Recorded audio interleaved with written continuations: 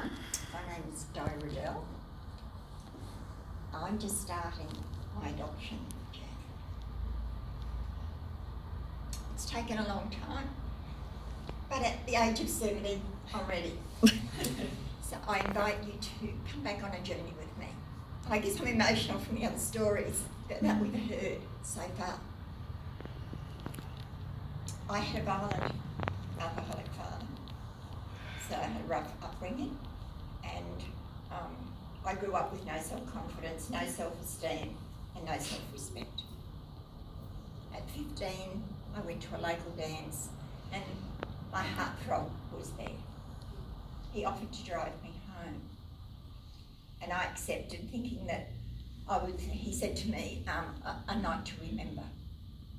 In my romantic mind, it was a drive home in the moonlight, a peck on the cheek and drop off.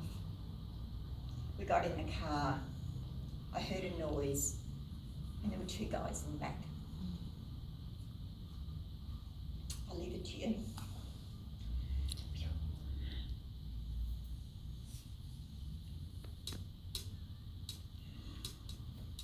A pregnancy and an adoption came out of that. My fear of retribution kept me quiet. I never told that story. Nobody. I was sent away as the nursemaid to a doctor who lived somewhere in the Kenmore area, and I was meant to be sort of light duties, because in effect I was the chief cook, bottle washer, and looked after their two preschool children. He was my attending doctor, and he used to try and get into my room. Being that scared teenager, I kept the room closed because I was so frightened, and I knew that nobody was going to believe me. My prenatal care was, you'll find out when you get there. So it was night time when the time came. I was taken somewhere to this hospital. I had no idea where I was. It was 36-hour labour, denied pain relief because it was my punishment.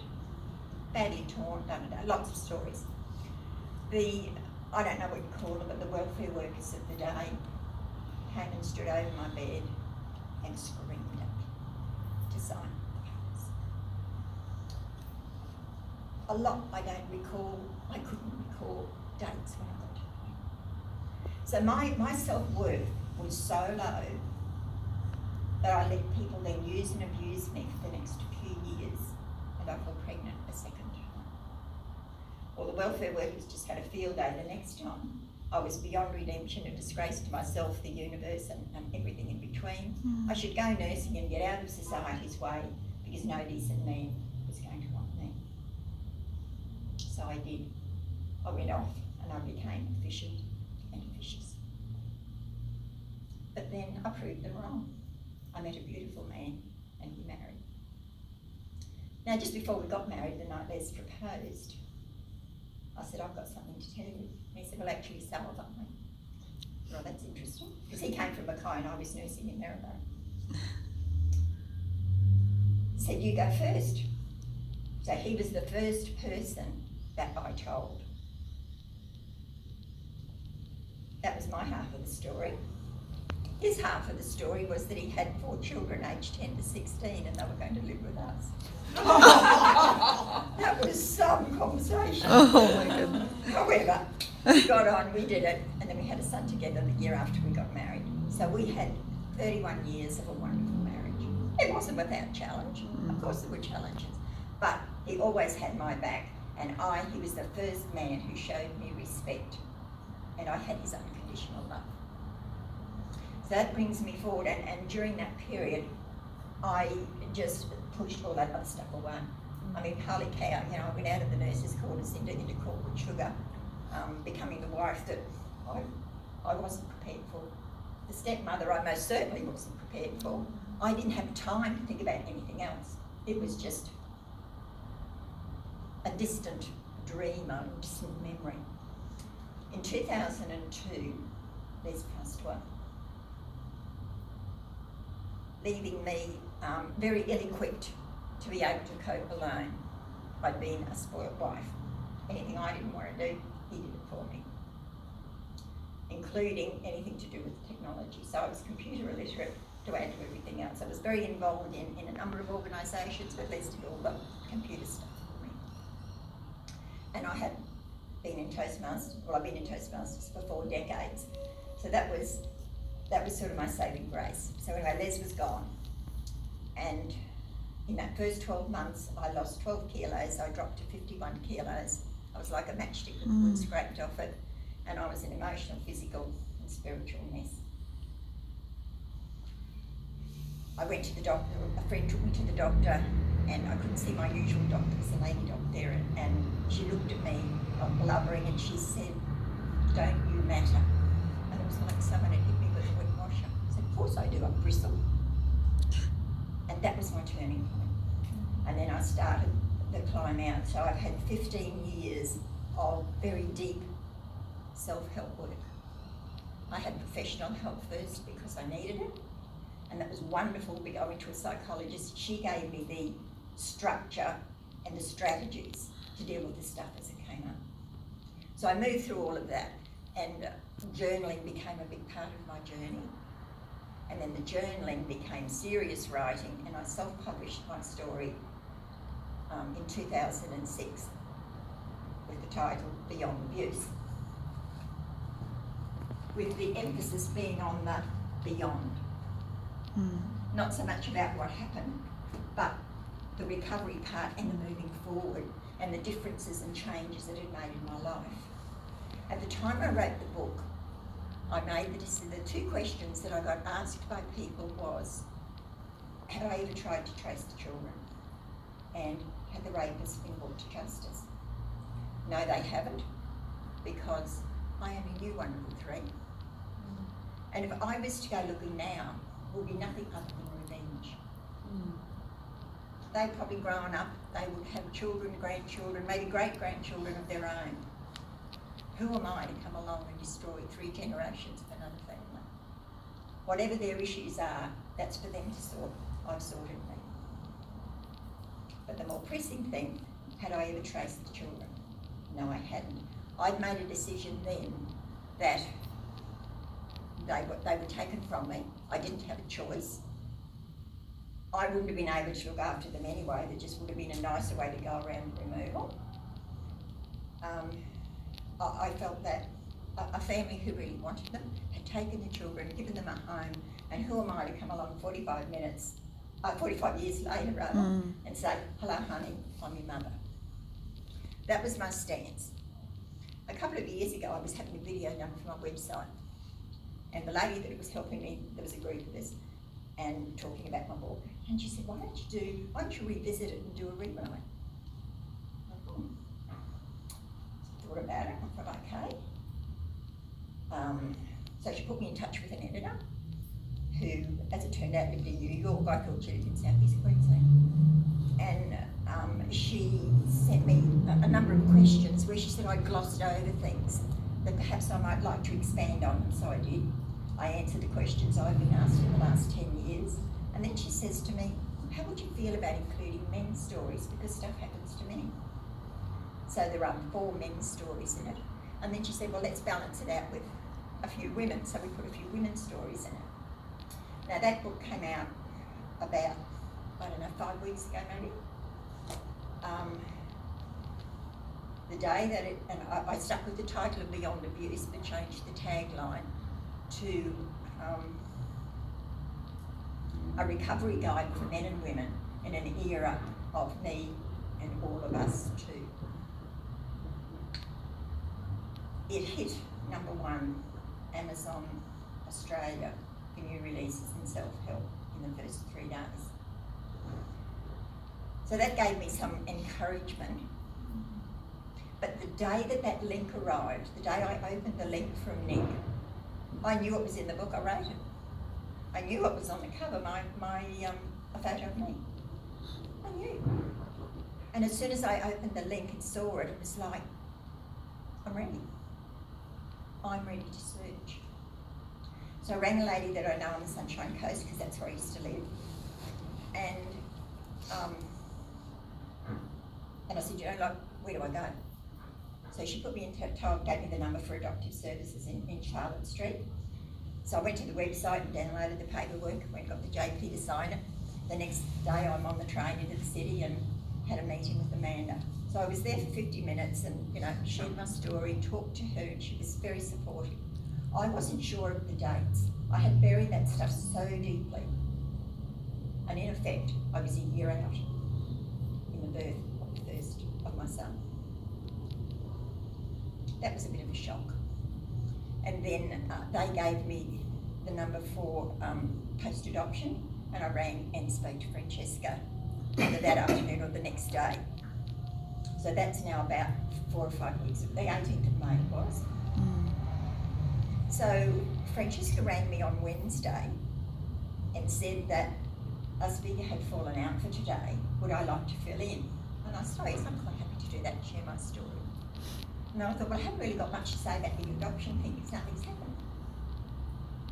Thursday, I had a call from Amanda at Adoptive Services, and she had some information for me. So my son, she's given me the birthday, and the hospital was the Corinda Maternity Hospital, which now no longer exists. I've tried to research it, I haven't been able to get much on it, but apparently it was a part of the PA. I can't remember the doctor's name, which I would like to know. I can't remember that. And he has never put out any sort of search. So that ball will now be in my court to decide where I go from here. My daughter, she tried to make, she made contact with services in 1991, at which time she was 22. She was reaching out, but she didn't want direct contact because she'd had a happy life and she didn't want to show disrespect to her adoptive parents, which I quite understand. But she did put a rider in it in that she would like to be notified should I come forward and go looking for her. So that's where we are now. They had a likely address for her and other avenues if that didn't work. So I'm sitting now waiting for that, and then I'll get the authority to search, which I'll then be hot-tailing over here to Francesca to help me then move on to the next part of my journey. I'll just step back a minute. I would really like to know the name of that doctor, because when I wrote that first book, Di Thorley, who was the mayor of Toowoomba, wrote my foreword. And she had been given an award by Toastmasters for something she'd done outside of the organisation. And they had a special dinner for her in Toowoomba, and a girlfriend said to me, Di's got a bit of a story similar to yours, why don't you come over and meet her? So I said about meeting her PA, etc. And Di Thorley, for anyone who might not know anything about her, big solid woman, rough as guts. Be's likely to tell you to fuck off in a second, whether you're inside a meeting outside in a ball gown or jeans. That's what she was like. And Lee, her PA, said, would you mind waiting until the end of the evening? Because Di might get upset. I thought, what an odd thing to say about her. Well, I want the favour. So over I go, the end of the evening comes, Lee beckons me over, and she'd come up to Di, and she made the introductions. Di Thorley looked at me, she put her hands on my arm, and she gave me the name of the doctor and the address. I nearly went through the floorboards. I didn't write it down and I forgot. She was there too. That doctor had made a practice of taking in pregnant girls, using them as unpaid household help, probably getting into the room if they could. I would just like to know how amazing to meet someone who'd been there, but she was a bit older and she had a car, so she left when he tried to get into her room. I didn't have that option as a youngster. So now, how am I feeling now? When I rang Francesca yesterday and I was very upset. And Francesca said, it's okay to be angry. I'm not angry. I said, I can't put a word on it. And she said, you're in shock. I thought, yeah, that's what it is. I'm in shock. But today I might sound like it, but I'm actually feeling a whole lot better. And regardless of the outcome, the deep personal work that I've done has set me in a place where if it's a rejection and it's a no, that's okay. But if it's a yes, then I look forward to those possibilities and the journey that will come from that. But what I do know is that it will have completed the cycle for me, and I've done what I can to right a wrong that happened. It's very easy today to blame what happened back in the 60s, but we can't put today's values on yesterday's actions. No, it wasn't nice, it was damn awful, but that's how society was. We know differently today, and so we can behave differently and do differently. So the questions were, what were the questions that you'd asked us? Oh, what's been helpful in getting me to this point? Making the decision, my willingness to be open and to look at my own issues so that I could go somewhere with it, the encouragement that I've had from Amanda and from Francesca. They have empowered me no end in these few weeks to move forward. And my writing the book and my ability to be vulnerable, to show my vulnerability, and I'm okay with that. If I don't show my vulnerability, then I can't really move forward. I did all that work years ago when I wrote the book in 2006 on forgiveness, the dad and the rapist, so that I could write the book. What it unearthed, and I think the shock from yesterday, was that I had never thought of the healing around the trauma from the first birth. So I now have a huge healing and forgiveness process to go through for the nursing staff, the doctor, and the welfare agencies. But that's the next part of my journey as the rest of it unfolds. I think that really explains where I'm at to now. So, Yeah. I like the questions. Thank you so much, Di, for sharing that in such a great way.